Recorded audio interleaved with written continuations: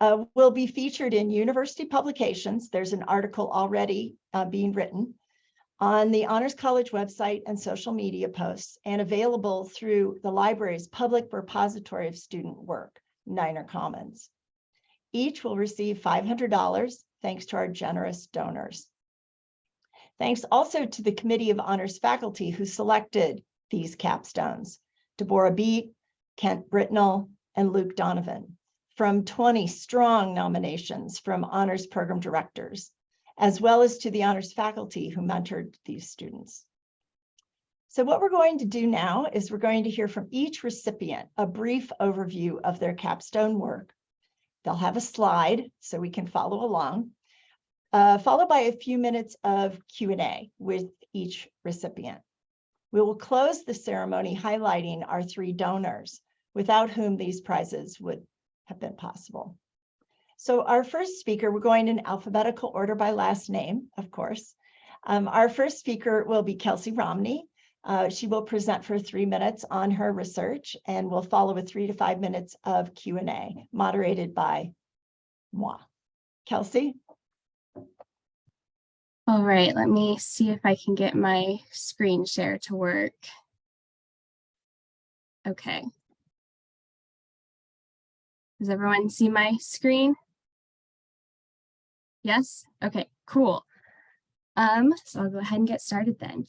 The United States student population is growing increasingly diverse in terms of race, gender, culture, and more. Due to this, children's literature used in education should be reflective of the increasing diversity. Students need books that serve as windows and mirrors. In other words, they need books that provide a window of understanding to experiences and people that are different from them. Along with this, they also need ample opportunities to read books that mirror their own identity and experiences. They need to be able to relate to what they were reading, because this can increase their reading engagement. Educators are constantly trying to find ways to engage their students in reading, because this is positively correlated with reading comprehension. Within education, there are many lists available with recommended books to use in each grade level. One of these lists is called the Common Core Text Exemplar List. Educators are encouraged to use these books or similar ones in classrooms where Common Core state standards are being implemented.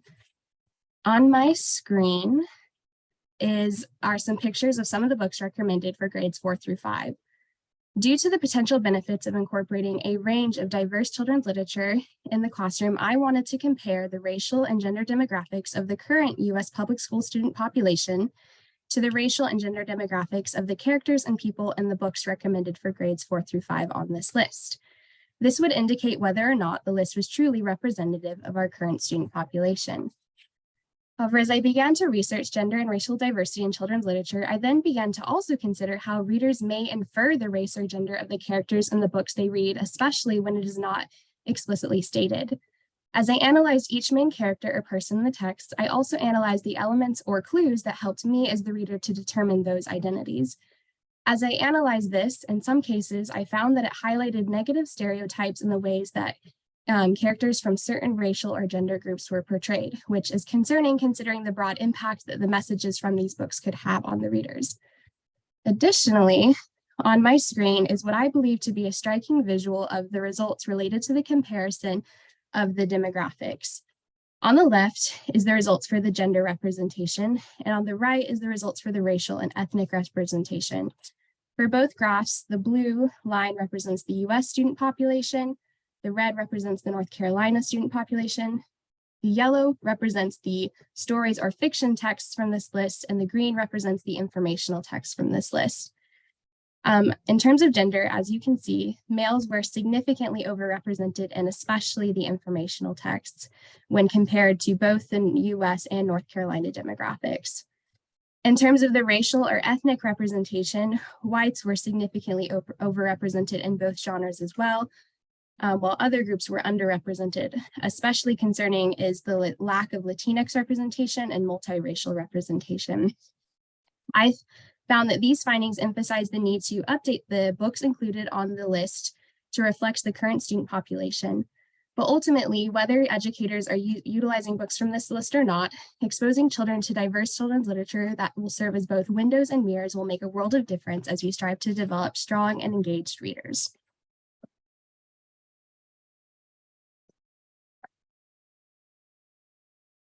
I assume that means you are done. Yes. I wasn't quite sure how I was supposed to end it. Excellent. Yeah, I don't know, bravo or something like that would be fine. But so let me see if anyone has a desire to ask Kelsey a question. I have a question I could ask her, but I want to give everybody else a chance first. And I guess what I will need to do is change my view so I can see the whole gallery.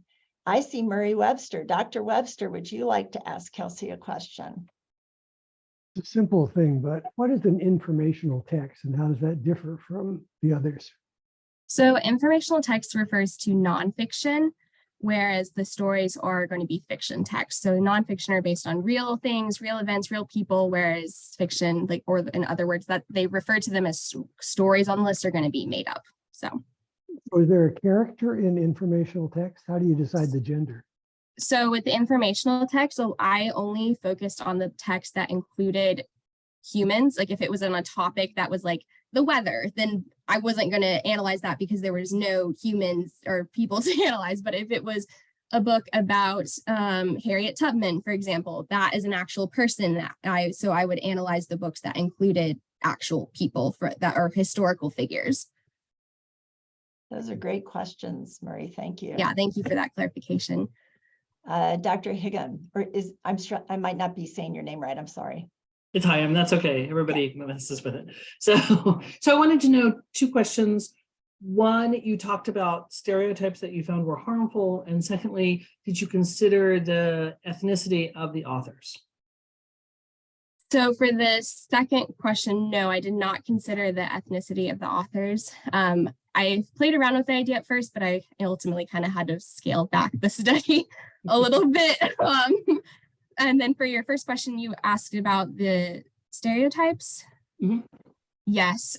So a lot of what I found when the ways that some of the characters were portrayed, like for example, in terms of gender, a lot of times, even within the, like when there were female characters represented, they would often fulfill more of like stereotypical gender roles. So more of like a nurturer, caregiver, not that that's inherently bad, but it was concerning because it was like, if those are only represented in that way, then that could potentially be harmful. So that's kind of what I meant by that, is that just some of the ways in which they were represented may not tell the full story.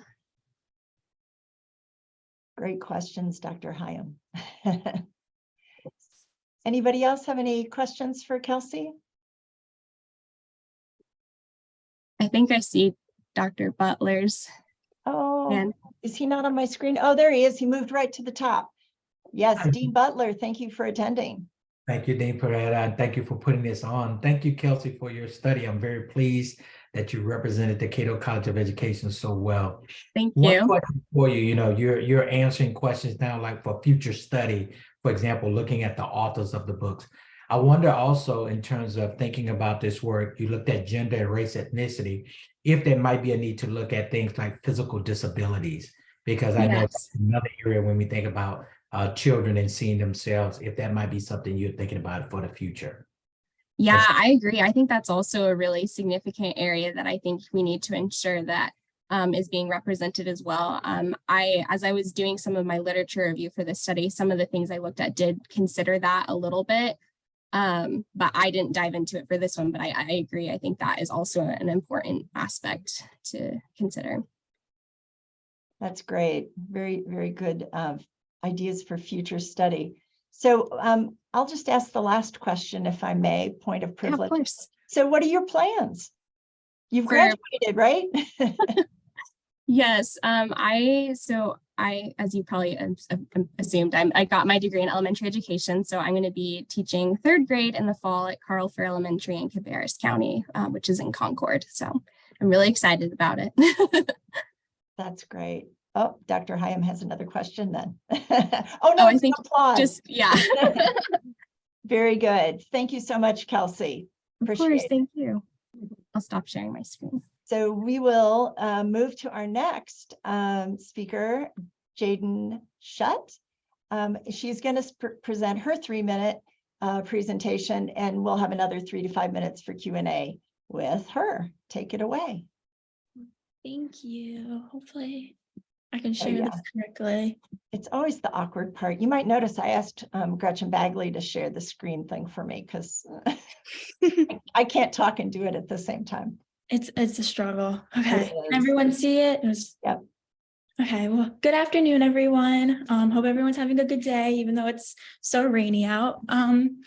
For my capstone, I did mine on the commercialization of Indigenous art at residential schools between the late 19th to the early 20th century. And that's a mouthful. It's extremely specific is usually what I get told. But I promise you, it definitely did not start that way. I first ran across this topic when I was in one of my advisors, Dr. Hyam's class, her historiography class, and I wanted to write our historiography paper that we were assigned on something I previously did not have a lot of education on. I really wanted to grow in a new area of history. And I had just actually taken Dr. Pereira's inquiry into the arts class, and I really enjoyed going to the museums and looking at all these art and like writing about it. So I was like, maybe there's something there. And I ran across Indigenous art. And I was like, oh, wow, this is amazing. I've never really had a formal education on this. I would really like to dive into this. And I had presented it to Dr. Hyam, and she had made a comment about residential schools. And immediately I was intrigued because I'm like, residential schools, Indigenous art, that kind of like works against each other. As residential schools, just the establishment of themselves is to de-Indianize, as they said, Native American children. They want to strip them of their Indigenous dress, their language, any remnant of their culture. So immediately I have the question on here, but this was really what got me into this project was, why did the federal government incorporate Indigenous crafts into an educational curriculum that actively tried to eliminate traditional Native American practices? Because at first I was like, this does not make any sense. But immediately upon doing further research, I found money. The main reasoning is that this, all these different types of Indigenous arts, such as like baskets, you have the rugs, the pottery, held a lot of commercial value to both the federal government and these residential schools. And so that's kind of where my argument came into play. I argued that commercialization, the commercial motives is what really was prioritized at these schools, and thus why they incorporated it into their curriculum. And by extension of that, I argued that they emphasized and prioritized saving traditional Native American art over traditional Native American children. And because of that, you see a huge loss of autonomy over their own Indigenous arts, as a lot of it's very supply and demand, like anything in the commercial market. And another thing I wanted to add is, with this thesis involved, is I really wanted to fill in the gap within the literature, as I have really three main topics at bay. The first was residential schools, as there's a lot of literature in that area. As personally, I did mine on the Carlisle Indian School and the I'm blanking right now, the Chilocco Indian School. But there are so many residential schools. I just chose those two for my project. Indigenous art and the sale of Indigenous art. Once again, there's so much literature there, but when you brought those topics together, there was essentially nothing. There was not a lot for me to look at. So I really wanted to kind of bridge the gap with that. And with the help of my committee, Dr. Ellers, Dr. Ferdinando, and Dr. Hyam, I was able to do so. I'm extremely grateful to all three of them. They were a huge help to me. But yeah, that's pretty much what my project will look like. And that's all I have. Thank you. Thank you so much, Jaden. So we got some time for some questions for Jaden.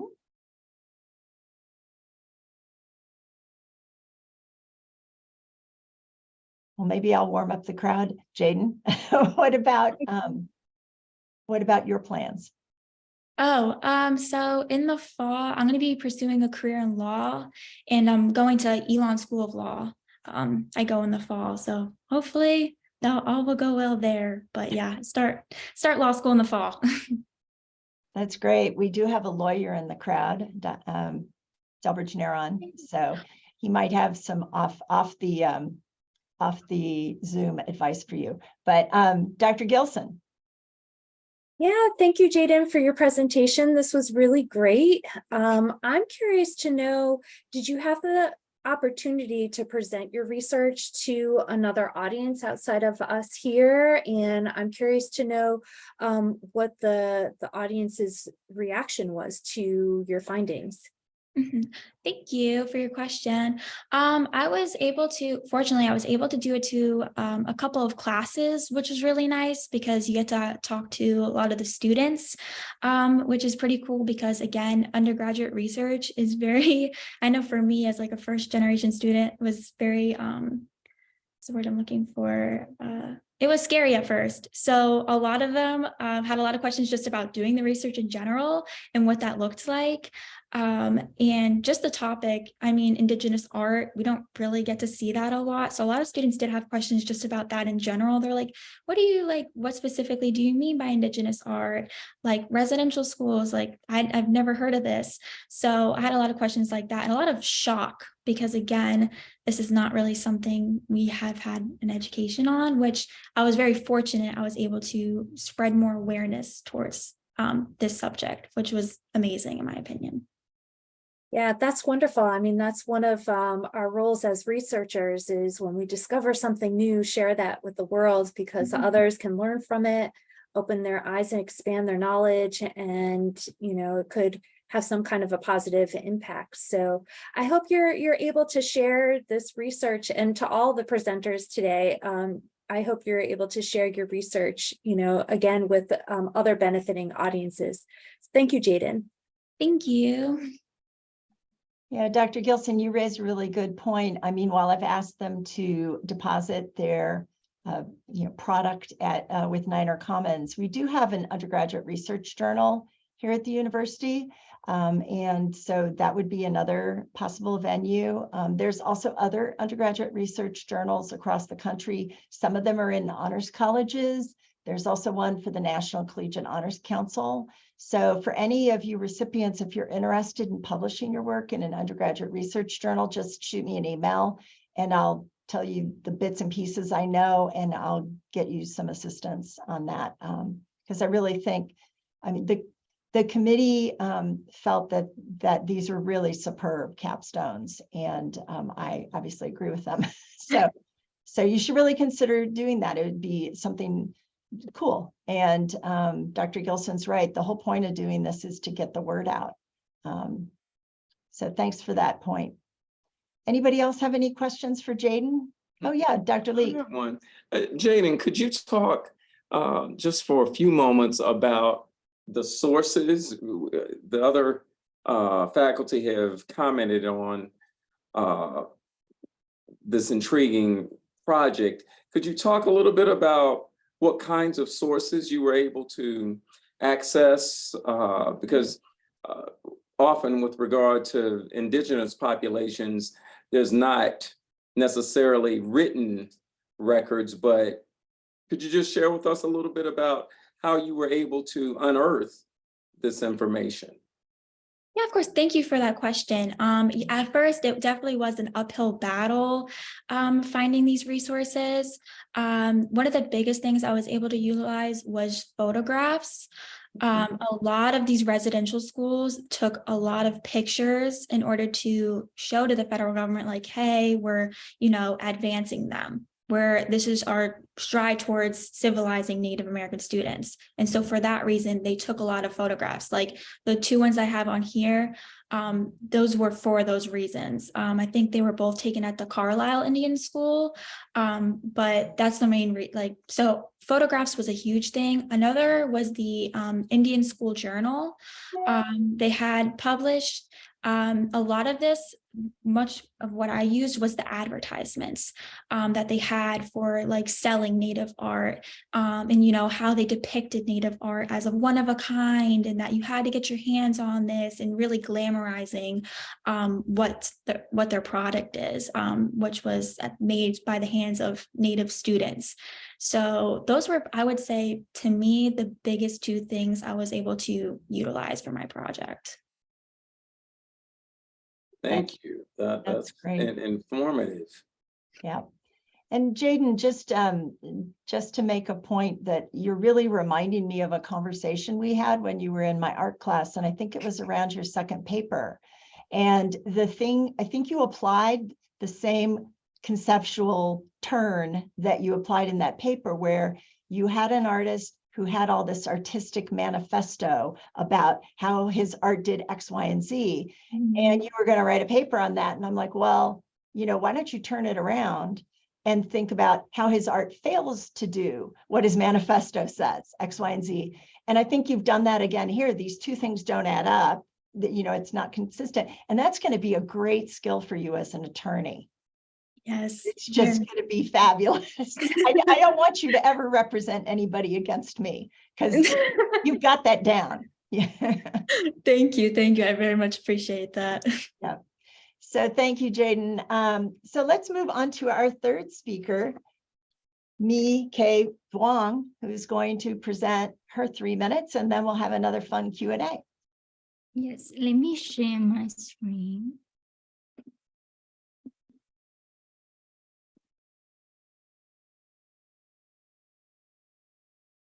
Can everyone see my screen?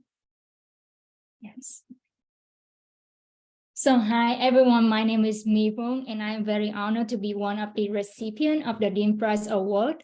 And my capstone project is about the synthesis and characterization of an organometallic polymer comprising of the iron 4-super-4 cluster and chain of space carbon linkers. So organometallic polymers are macromolecules that are made up of metal ligand bond, and by adding the metal ion and metal cluster with diatomic ligands, we can generate 1-dimension, 2-dimension, or 3-dimension organometallic polymers. And by focusing equally toward both the transition metal and diatomic ligands, the interrelated property can be balanced and optimized. And recently, 1, 2, and 3-dimensional organometallic polymer have been studied using various types of chain of space carbons, diatomic ligands with single metal atoms such as palladium, platinum, and gold. However, the use of molecular cluster have been underexplored. So my capstone project is about making the organometallic polymer using molecular cluster and chain of space carbon linkers. And to choose the molecular cluster, we noticed that the iron sulfur cluster are very common and essential in many biological processes, as well as synthetic chemistry. And among different iron sulfur cluster, the iron 4-super-4 cluster stand out due to its stability, redox activity, and complex magnetic features. So our approach is that we first synthesize the iron 4-super-4 cluster, and then we treat it with a chain of space carbon to generate 3-dimensional organometallic polymer. And as a result, we got dark blue polymer. The iron 4-super-4 cluster remained intact during the polymerization, and the polymer can be depolymerized by adding excess monocarbon, which is the carbon over here. However, during the process of characterization, we noticed that this polymer is very air sensitive and it collapsed during pumping dry. So we would like to generate a more stable framework. And because the iron 4-super-4 cluster and organometallic polymer are very strong electron donors, so we propose to add the C60 fullerene, which is a very strong electron acceptor, to generate a more stable framework. And we propose 2 approaches. The first approach is that we treat the organometallic polymer with the C60 to generate the fulleride polymer.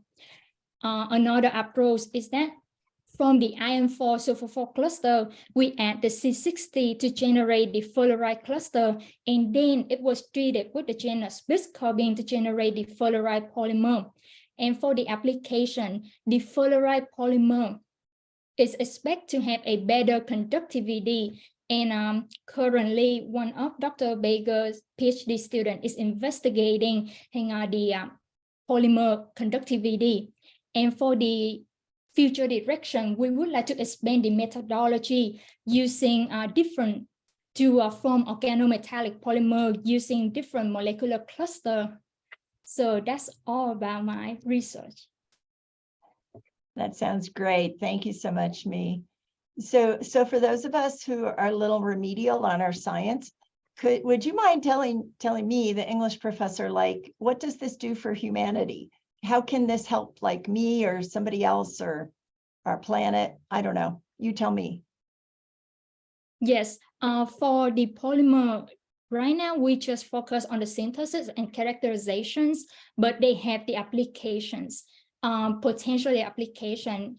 First, they have the fluoride polymer can have a better conductivity. Furthermore, if the fluoride polymer, we will investigate the surface area. And if they have a high surface area, we will have a application in energy storage or catalysis. We will play a big role in technology and in devices. That's great. I get the picture. Dean Butler has a question. Yes, me.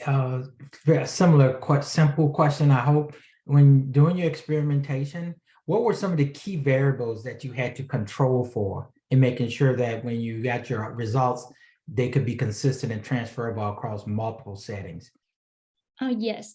So my cluster in my polymer is very air sensitive, so we cannot do.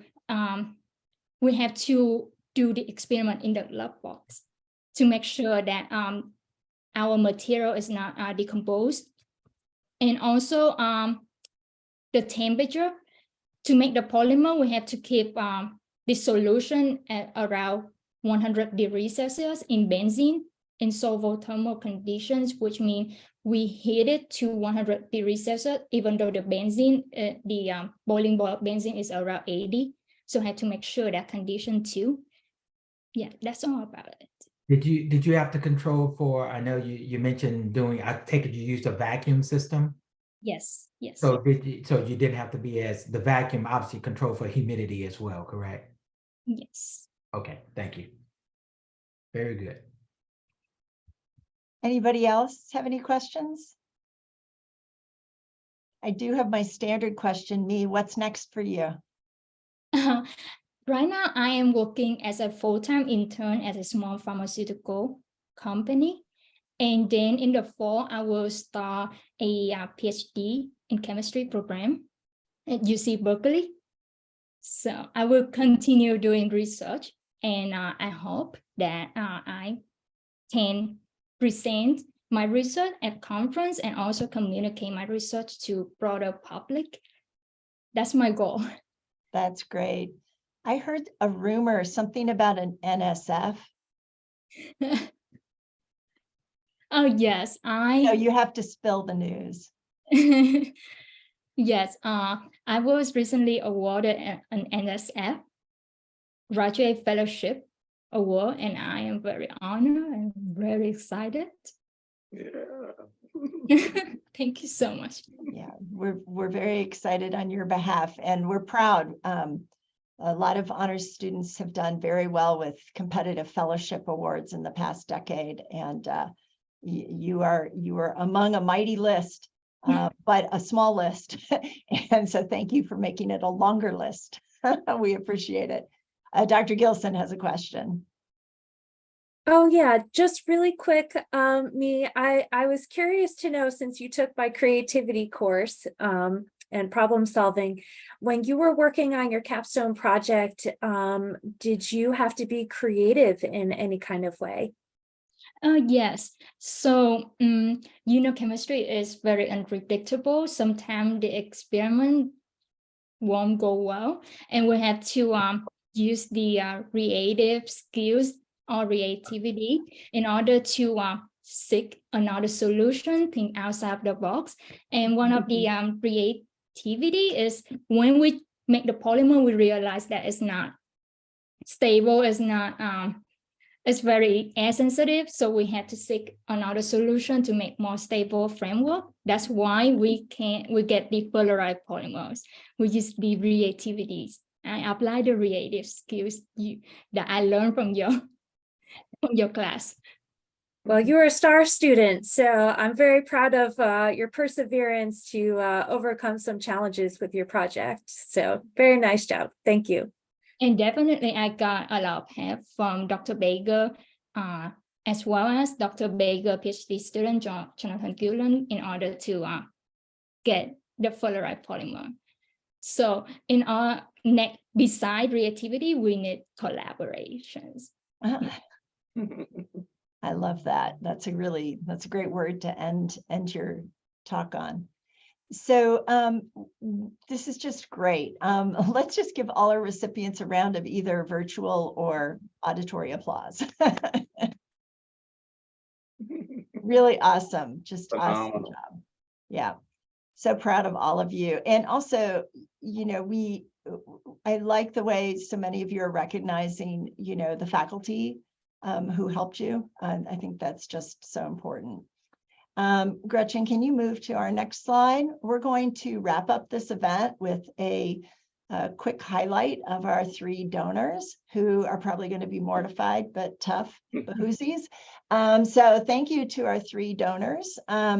These would not have been possible, these awards, without our friends of the Honors College. So first you have Delbridge Narron. He's Senior Vice President, General Counsel, and Corporate Secretary for Springs Global USA Incorporated. Mr. Narron established the Delbridge E. Narron Scholarship and a travel award for the recipient or another applicant who is studying abroad. He was, and that is in the Honors College. He was the inaugural chair of the Honors College Advisory Board and remains an active member on that board. And he's also taught honors seminars for us on Supreme Court decisions and the Constitution. So thank you, Delbridge. Dr. Murray Webster is Professor Emeritus of Sociology at UNC Charlotte. He served as chair of the Honors Council, and he also repeatedly taught an honors course for us on science, technology, and society. He's a strong proponent of faculty research and has delivered numerous workshops on how to write winning research proposals. So you might want to get with Dr. Webster as you continue your research career. So thank you, Murray. And Harry Creemers has held senior positions in university advancement for UNC Charlotte. And he and I worked together closely when I first came to the Honors College to fundraise for the El Maestro Scholarship. And he also helped me establish the Honors College Advisory Board with Delbridge Narron, and he served as a member for the first several years. So thank you, Harry. Really just great. They were so excited about this opportunity, and I'm just so thankful to them for their help with this. And so let's end by congratulating the recipients, Kelsey, Jaden, and me one more time, and their faculty mentors and program directors, and the selection committee for their excellent choices. We had a really strong pool of 20. So great job to everybody. And thanks for attending, and have a great day, as Jaden said, despite the rain. So thank you very much. This will be posted on the Honors College website, and if we can, we'll send the link to you. Yay!